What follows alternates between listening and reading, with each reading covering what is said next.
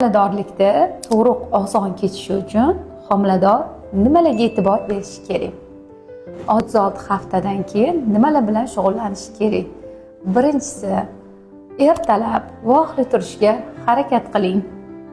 Chunki ertalab gormonlar yaxshi ishlaydi. Telefondan kamroq foydalaning. Toza havoda sayr qiling.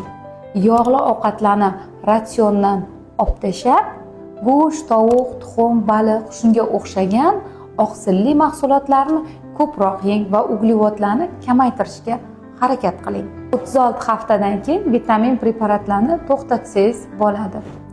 Suv ichish qoidalariga rioya qiling.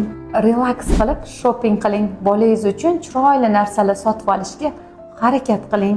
Erkaklarning mehr-muhabbati ayollar uchun juda muhim bo'ladi va ularning tug'rug'ini oson o'tishiga yordam bo'ladi. Qon, siydik, mazok analizlarni o'z vaqtida topshiring. Qizlar, o'zlaringiz sog'liqlaringga e'tiborli bo'linglar. O'zlaringni yaxshi ko'ringlar. Roddomga ketishdan oldin uyini tinmasdan tozalaydiganlarga yuborib qo'ying.